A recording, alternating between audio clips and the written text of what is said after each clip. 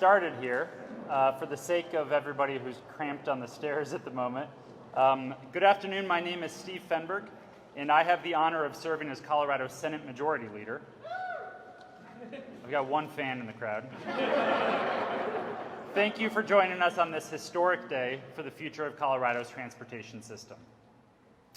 The bill we are introducing today is the product of hundreds of hours of stakeholding, of months of gathering input from communities across this state, and unfortunately, the result of decades of letting our transportation system fall behind. Today, you'll hear from bipartisan legislators from the House and from the Senate, from Governor Polis, leaders from the business community, and mayors from all over our great state. Together, we've worked hard to craft a package that is collaborative, that is thoughtful, and innovative. And today, we're excited to officially introduce our path forward. As we look to power Colorado's comeback after this pandemic, we find ourselves at, dare I say, a fork in the road. We have a choice of continuing to underfund our transportation system by relying on an outdated and diminishing funding source, or we can do what other states have done and choose to leverage one-time funds with long-term investments to build our future, to modernize how we move people and goods around our state, to support businesses around our state, to improve our state's air quality, and to strengthen communities. For the first time, we are introducing something that isn't just a Band-Aid, but is instead a real framework to future-proof our transportation system. This is a big deal. This means shovels in the ground to make long overdue improvements to our roads and to our highways, including a big focus on rural Colorado. This means we're reducing traffic and congestion through improvements to key corridors around our state. This means we're electrifying our transportation system by making major investments in electric vehicles and charging infrastructure. And this means we're expanding transit options all over this state. It's time for a transportation system that will get us where we need to go, the way we need to get there. This is the year we will make it happen. And this team here today behind me is going to get it done. And a key part of that team comes from the big leadership of our Colorado Speaker of the House, Alec Garnett.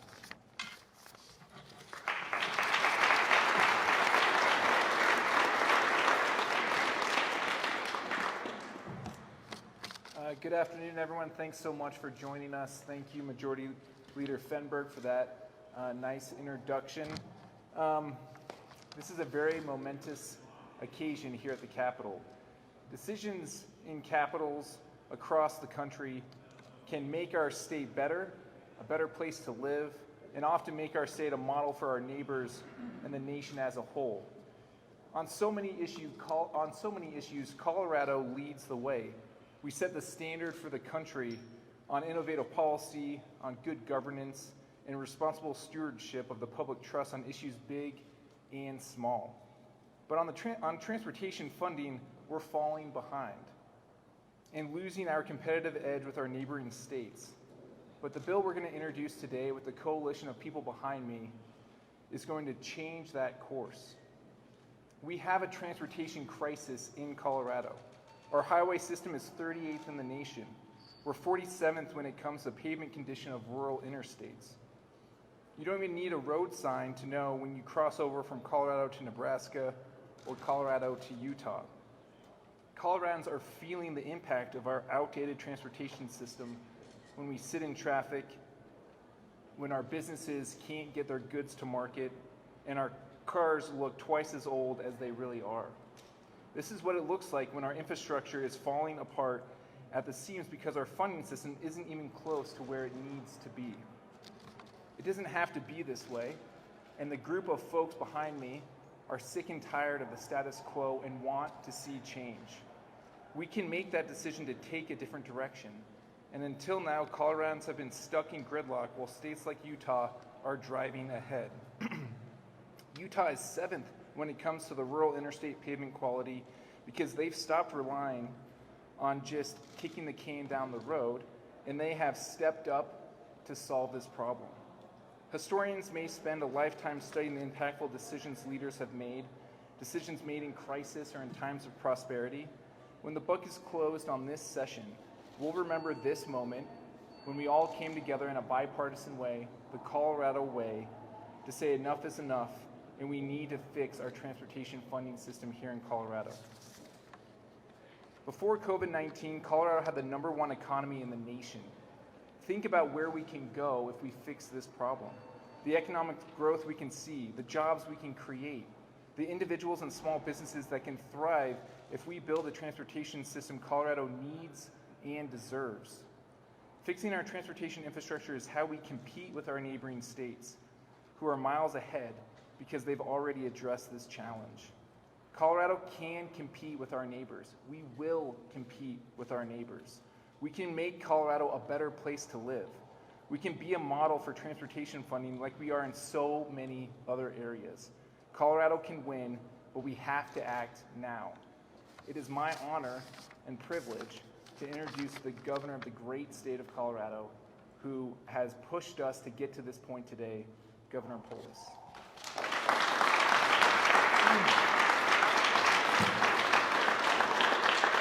Thank you, Speaker Garnett. It is so exciting to see really an unprecedented coalition here in the state capitol in Denver saying it's time to fix our roads. We have the business community, members of the environmental community, labor community, mayors from across our state. It's rare to see people of so many different perspectives come together around something that we need to do. Most importantly, this bill is for you. It's to finally fix our damn roads. It's to finally address the frustration that we all feel when we're stuck in traffic.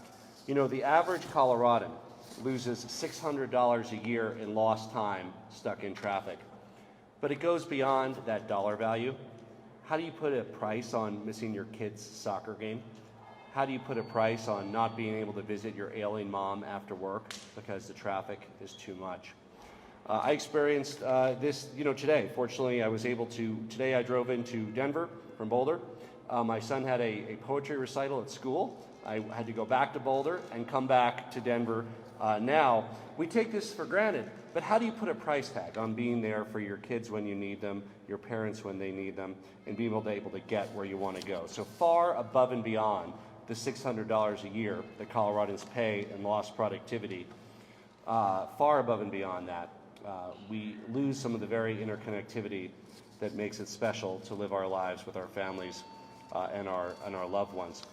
This bill also saves people money right away by reducing vehicle registration fees. So as part of the stimulus, freeing up more money in people's pockets for the next couple of years, every Coloradan who has registered vehicles will save money with this bill.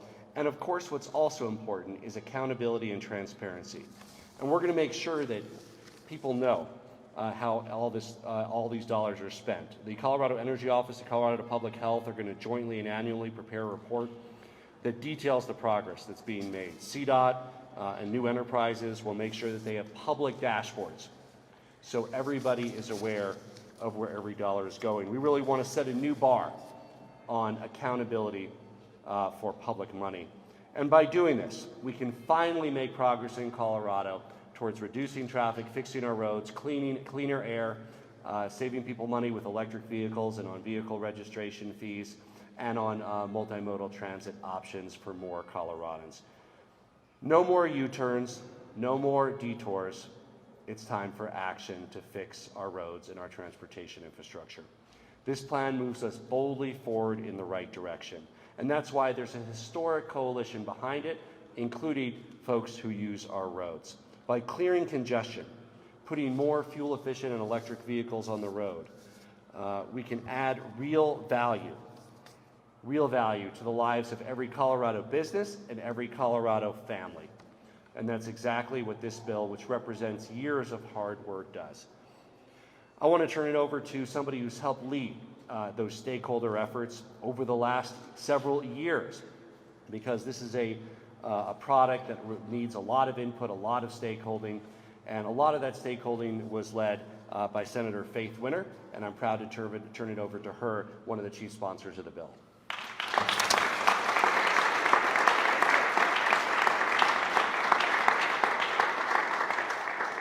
Thank you, Governor, and thank you for all your work and partnership on this. I am very excited to be here and look towards the future of what transportation is going to look like in Colorado. When we talk about future-proofing, it's both how we fund our roads, but also what we spend our money on. And we know that in Colorado, we have a phenomenal state. And to keep it phenomenal, we have to address our climate goals. And this will help us reach our climate goals through electrification and also by investing in multimodal transportation. Colorado has more rural multimodal transportation than any other state in the country. It's something we should be proud of. Multimodal transportation helps our seniors get to the doctors. We went on a tour of public transit across the state, and we met people in Salida that said, to get to a doctor's office, I have to go uphill over a pass, and there's not enough transportation. So we know that increasing transportation choice is essential. It's how workers go from where they can afford to live to where they work. It's how community college students get to college. And this is an essential piece of the work that we've been doing. In addition, we know that communities of color have been disproportionately impacted by pollution that's caused by transportation. And that's why in this bill, one of the things I'm most excited for is creating a brand new funding source for projects to clear the air in non-attainment air zones. And I look forward to seeing those communities use that money to clear our air and impact climate and bring equity to the transportation system. Now, we have so many people behind me.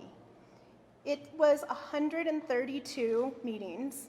I think I know every single person's Zoom background that's standing behind me. And that's why we were able to come together, because we listened, and we listened to each other. We talked about our hopes and our dreams and our aspirations. And that's why you have the business community. You have county commissioners, mayors, local governments, the environmental community, truckers, the new technology companies that are being asked to participate in a big way to funding our transportation system together. And I want to thank everyone for, in good faith, coming to the table and sharing your hopes and dreams and aspirations. We wouldn't have gotten there without you. And in all those 132 meetings is my good friend, my co-conspirator, my co-bill drafter, Representative Matt Gray.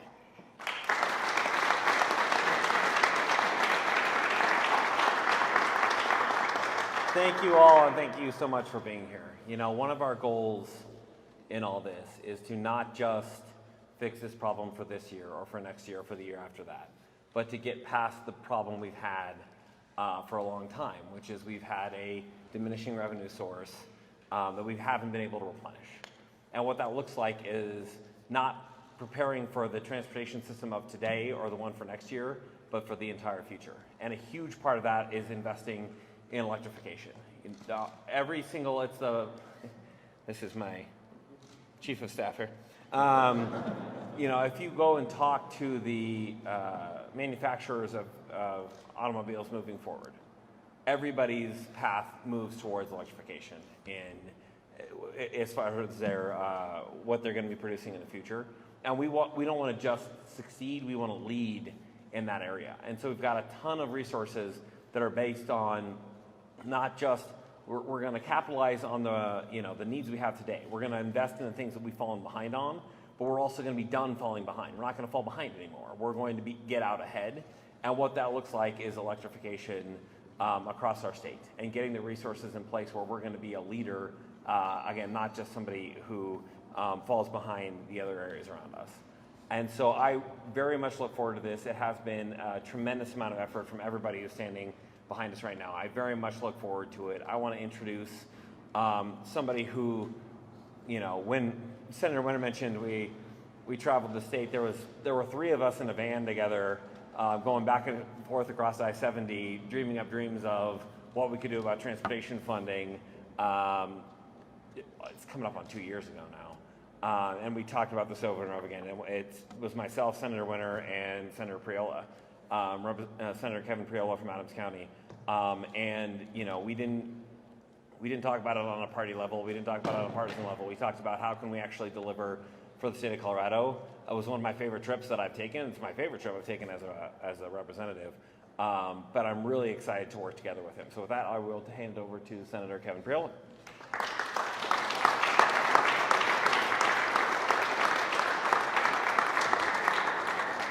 Thank you. Thank you all for coming today. I'm honored to be a part of this process to lead the state forward. It's been many years and many meetings, as many of the other folks involved and the sponsors have mentioned. And I do hearken back to that trip up to the mountains a few years ago and understanding in more depth just the crucial need and the fact that we can't just continue to bulldoze mountains and widen lanes. We need to think creatively and outside the box. I also remember, this last March, April, when the coronavirus pandemic first started. I went outside one day to get in my car to run an errand, and I looked west at the mountains. And I had not seen them that crystal clear since I was a young boy in the early 80s growing up in Adams County. So those are the kind of things about this bill that make me very excited. And I'm confident that it will bring jobs to Adams County. It'll bring better roads to Adams County. I-76, I commute every day, and I can remember being a young man on my grandfather's tractor pulling rows in the middle of the day, and it was like one car. And now that highway is bumper to bumper even on the weekends. So it's because of the development in my district, and other parts of the state are the same way. We've had a lot of people around the country and around the world that have realized what a beautiful and great place Colorado is to live. But they've also brought, more traffic, more congestion, and I'm confident this plan will create a sustainable funding source that will not be able to be monkeyed with by future legislatures and will make up for the fact that, legislatures in the past never indexed the existing funding source, and it eroded the purchasing power in the HUTF. So with that, I would like to hand off to the Mayor of Denver, Michael Hancock, and thank you all for coming.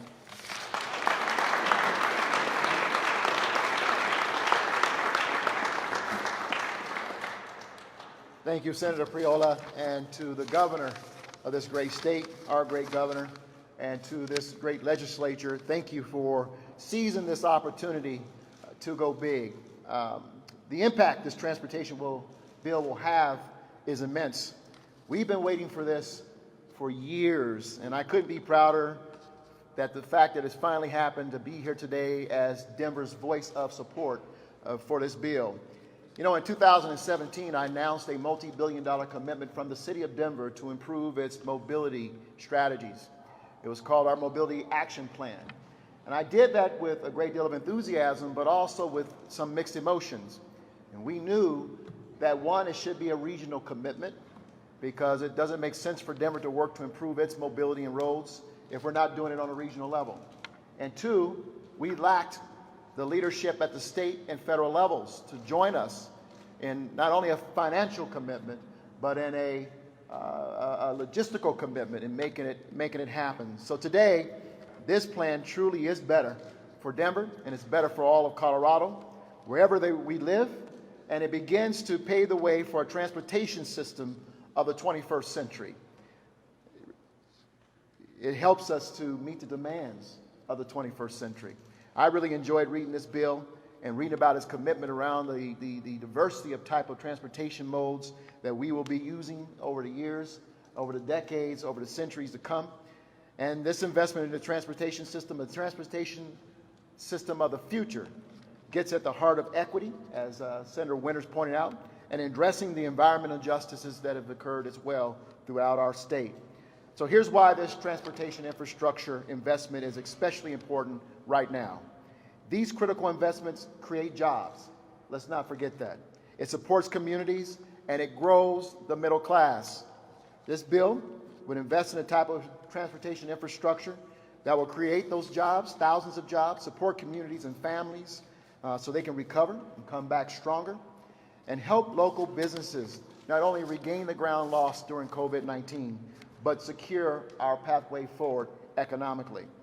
And so, whether you're the President of the United States and we're excited about the infrastructure bill pending in Congress, or at least in Washington right now, or the governor and the legislature here at the state level, local level mayors, I can tell you, are expecting and hoping that this bill will move swiftly and boldly through our legislature, and we make a bold investment in the state of Colorado and our future. We are ready to stand with the governor and the legislature to make this bill a reality and go about moving Colorado to its rightful place, one of the best in the nation when it comes to infrastructure. With that, I am proud to bring up my friend and one of our great mayors in the state of Colorado from the South, Mayor Suthers from Colorado Springs.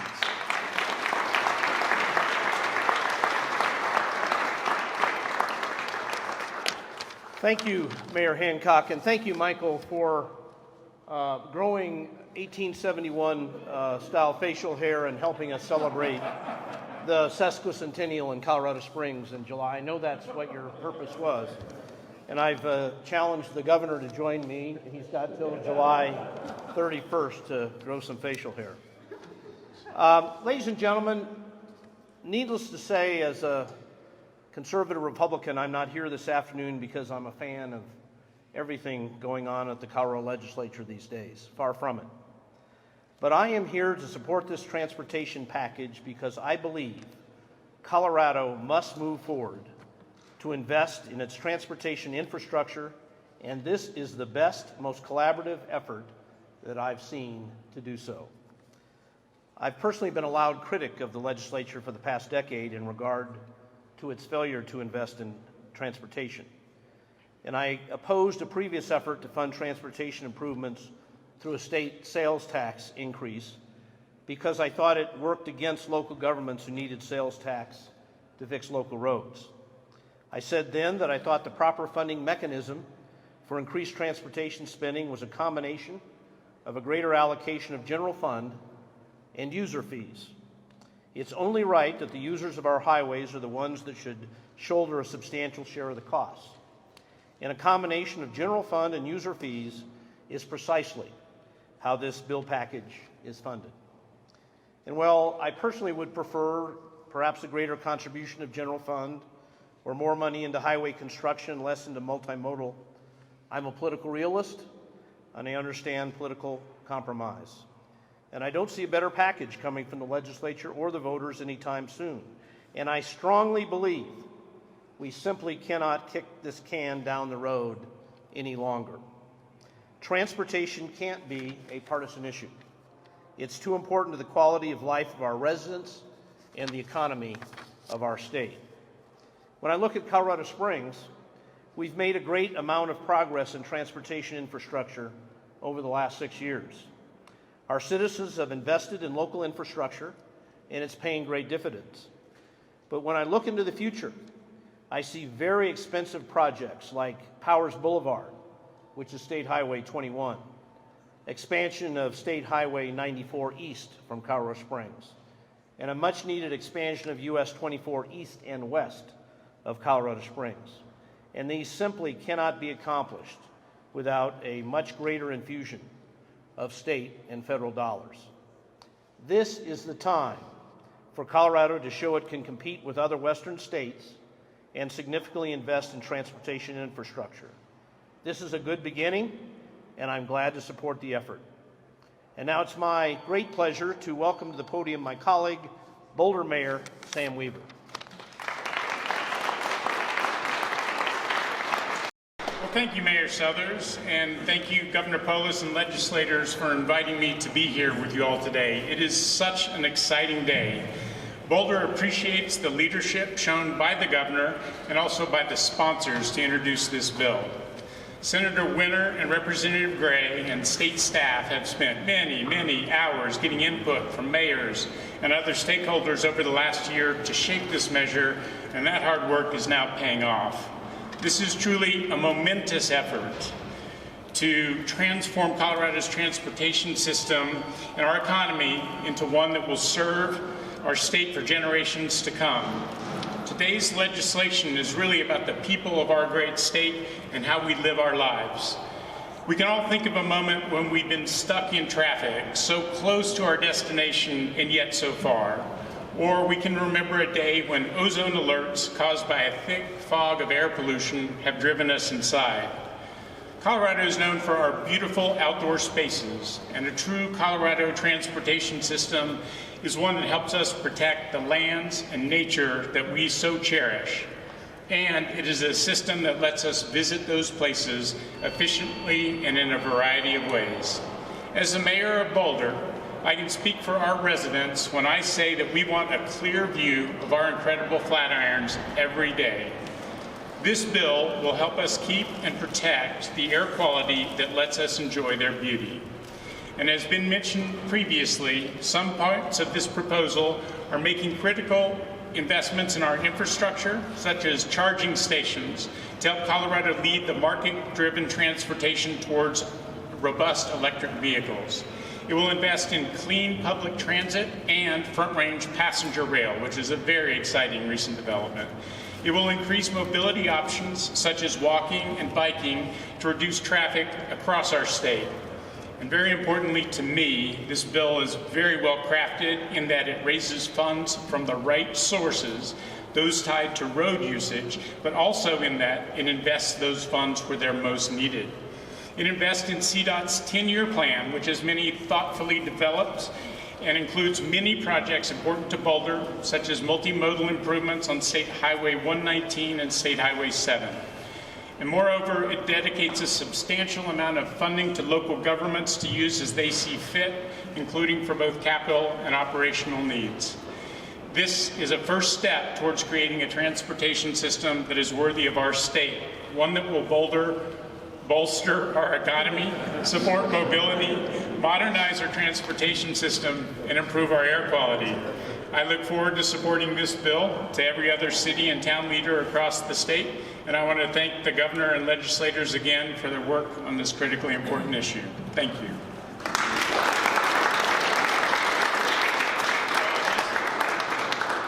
I want to welcome to the microphone Carl Smith from U.S. Telephonics.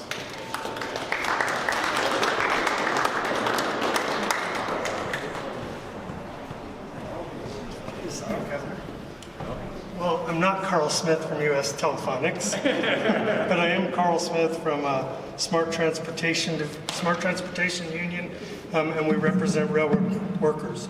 My name's Carl Smith, and I'm with the Smart Union. We represent 100,000 railroad, bus, and mass transit workers here in Colorado and across the country. Thank you all for inviting me here today. This is an exciting day for Colorado economy, and what an opportunity for our state. For too long, we've been talking about how to improve our transportation system without the action to back it up. I believe this proposal that will finally take the necessary steps forward towards the 21st century transportation system in the state of Colorado. I'm proud to join everyone here today as part of a broad coalition of Coloradoans who are standing up to support this comprehensive legislation. This last year has been challenging for so many Coloradoans, including so many Smart Union workers. And we can't talk about getting folks back to work on their feet and creating top-notch economy in our state without also creating a worthy transportation system. With this proposal, we now have a chance to do the following. We can modernize the transportation system through investment in the front-range passenger rail. We can expand mobility options and the electrification of infrastructure like charging stations. Improve how people and goods are supporting local businesses. And we can make significant investments in shovel-ready projects immediately for working people, creating tens of thousands of jobs throughout the lifetime of this legislation. There are thousands of workers, some who are transitioning careers and who have the training and skills necessary that are ready to roll up their sleeves and to help our state build back stronger from the pandemic. This bill would create 27,000 Colorado jobs while creating a Colorado transportation system that will help improve the economy. A big part of that for rail workers is the just transition. As we look at building a front-range passenger rail system, railroad workers are losing their jobs hauling coal. This is a great opportunity to transition those skills and professionalism from coal to moving passengers with very little challenge. Smart union workers pride ourselves on being adaptable and able to meet the moment when it arises, and that's exactly what we all must do now. It's time to meet the moments, and I believe this legislation does just that. Thanks again for inviting me here today, and now I'm happy to introduce Commissioner Elise Jones. Thank you.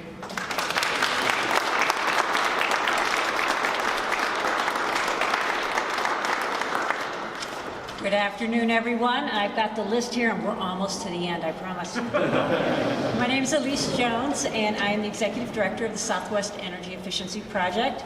And while SWEEP and other environmental groups continue to work to fine-tune a few remaining aspects of this proposal, I'm here today to express my strong support for this proposal's significant investment in electrifying our transportation sector.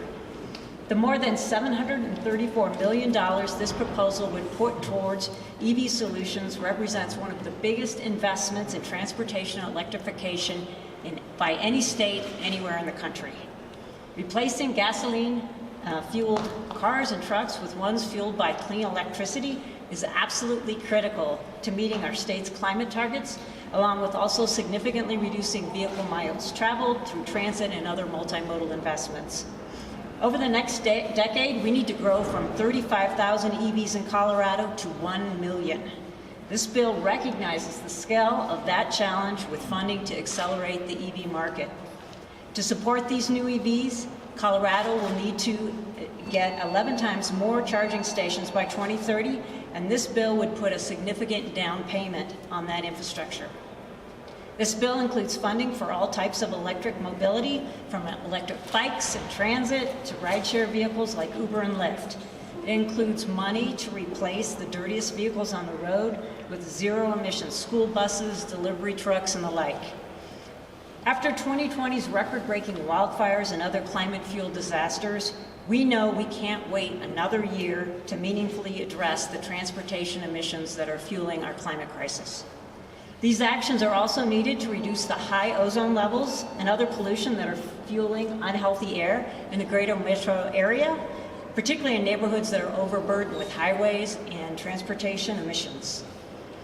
In transitioning to EVs, will also save Coloradans tens of billions of dollars by 2050, tens of billions, through lower vehicle costs, energy bills, and health and environmental impacts. So let me close by thanking our lawmakers, our governor, for leading this important effort and this important conversation. We look forward to working to further improve and accelerate passage of this bill. Thank you. And with that, I would be happy to introduce Mike Kopp from Colorado Conservative.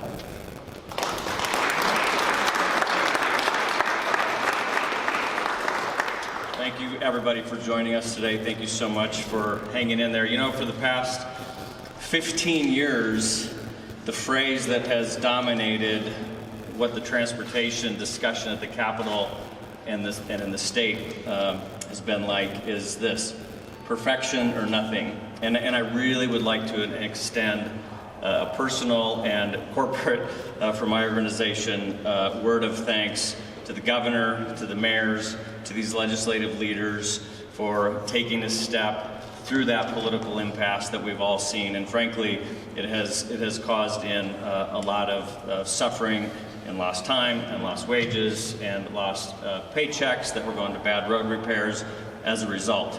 So I want to turn around and I just want to say thank you to these leaders. Thank you very much.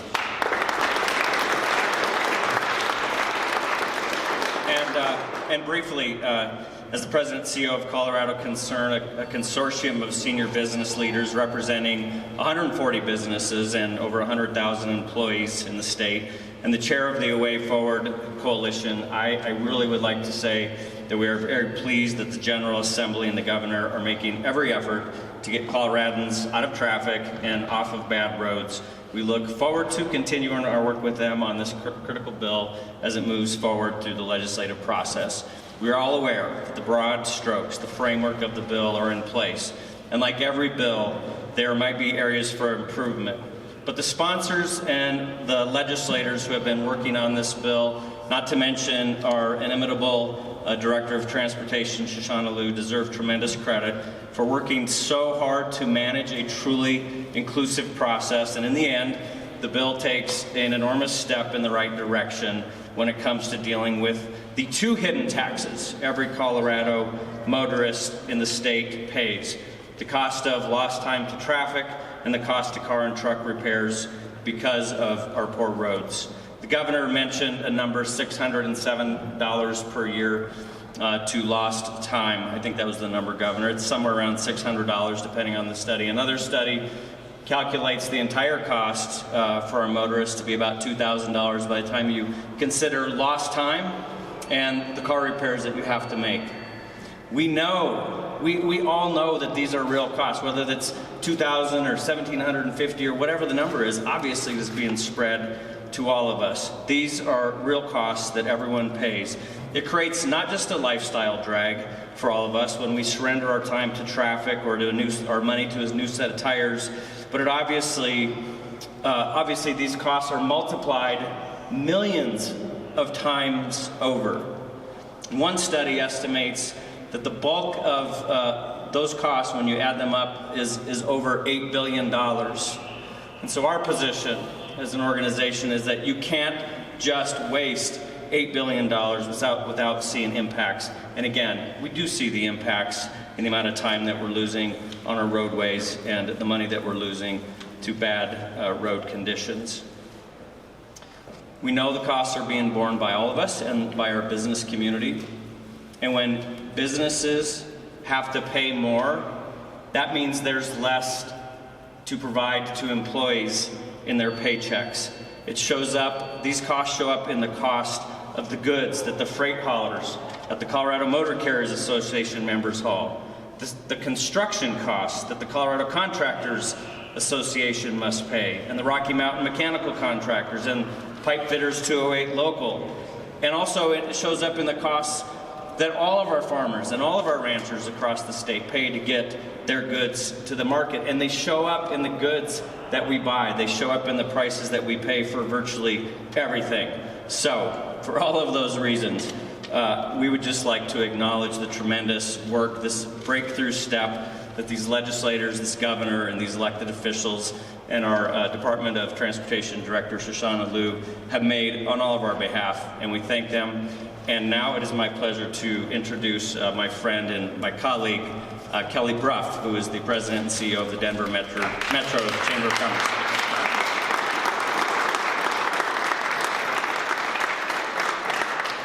You're all wondering what possibly could there be left to say. So am I. All right, let me start by saying the Denver Metro Chamber of Commerce represents 3,000 employers with 400,000 employees. We've been around for 153 years, and there is one thread that consistently shows up in our history, and that is the importance of investing in transportation and our transportation system. And these last few decades have been no different for our members. We have spent a great deal of time trying to do just that. And I want to recognize employers throughout the state and the incredible leadership that supports those employers who have worked so hard in that same period of time to address funding. What we all know is a strong transportation system is central to a thriving economy and a good quality of life. It's central to helping employers be successful and employees be happy. For years, we've struggled to adequately fund transportation in Colorado, and today is an important moment where we join to support investing in our transportation system. To be very clear, we support not only transportation funding, but we support this bill. This legislation represents compromise, stakeholder input. It includes forward-thinking concepts and studies to ensure that we not only invest today, but we start thinking about investing in our transportation system for our future. The truth is, we all have to put a little more skin in this game if we're going to be able to make this investment in Colorado. We're prepared to put ours in. We know the policy isn't perfect, but it is rooted in the reality of the situation, and it effectively secures more funding we so desperately need in Colorado. We look forward to continuing this work with all of you and hope you'll join us in supporting and ensuring we advance the economic vitality of our state. And you're going to be thrilled because I'm going to introduce Jake Swanton. Jake is with Lyft, and I think what he's done, he's buying us all drinks.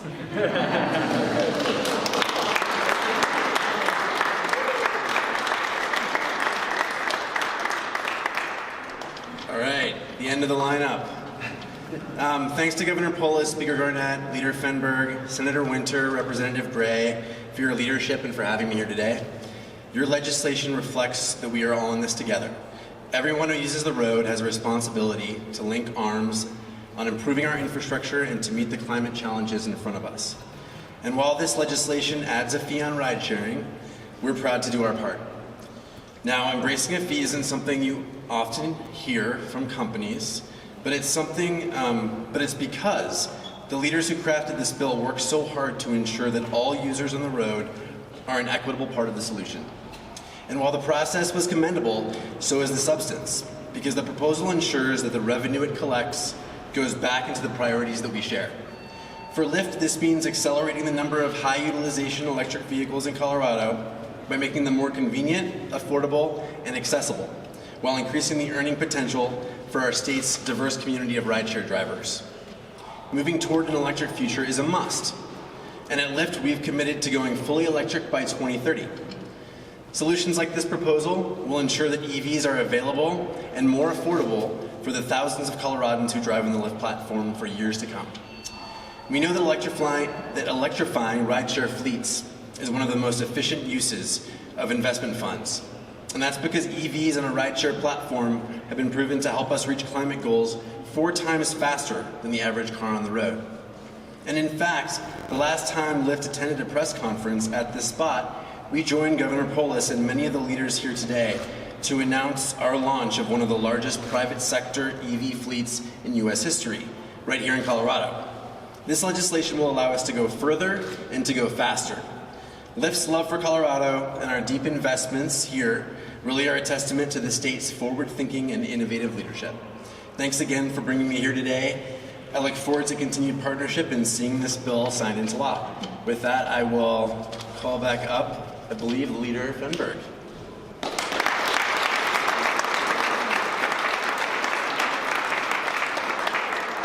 Once again, thank you to everybody for all of your work that has resulted in this package. We're incredibly excited to be introducing it today and can't wait to get it across the finish line. We do have a few minutes for questions, so we'll open it up, and if you have a question for a specific person, please identify that and we'll have them come down.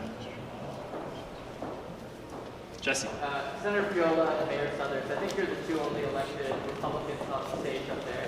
I'm wondering if you're talking to your fellow Republicans about joining this bill, what chances do you think they have? And then I'm also curious if you have to share the same concerns that some other conservatives have about this not going to the voters and it being something that the legislature is doing without the traditional paper approval for a tax. Yeah, as for myself, I've already had those conversations. You know, I've first of all explained, enterprises are part of Tabor. I voted for Tabor. It was one of my earliest votes as a 18, 19-year-old. And then plus I understand the benefit of EVs. I own 2 of them. My family owns 2 of them. And they are superior to ICE technology, in my opinion. Not only superior in driving and lower maintenance, lower cost of fueling, they'll last longer and they keep the air cleaner. So I'm very excited that that's a component of this legislation. And I've been a proponent of mass transit, I ride a bike, so it's got a little bit of everything and it spreads the burden, and I think that's what makes it ultimately fair. It's not a burden solely on, diesel and gasoline drivers, so on and so forth. So it spreads the burden and it will help all segments of the state, from state highways to local governments to be able to use the money as they see fit. My background as Attorney General tells me that these are genuine fees related to what the voters get as a result, what the citizens get as a result. I have no concern that these are going to be fees upheld by the Colorado Supreme Court as properly related to what is derived from the fees. I also think the sponsors have done a good job in setting up the enterprises to deal with a ballot issue that was passed last November. So I think they've designed this in a way that will withstand any kind of court scrutiny. Look, I can't speak for other Republicans, and everybody has motivations. A lot of people in this building, their greatest motivation is to become a member of the majority, and I just understand and I respect that. As a Republican mayor of Colorado Springs, I've got to be here and do what's best for the citizens of Colorado Springs, and I am absolutely convinced, having watched this, trail of tears for a decade, that this is the best shot we've got to pull off significant funding of transportation infrastructure in Colorado. And given what I think the needs of my community are, I think I would be remiss not to be here supporting what's taking place here today.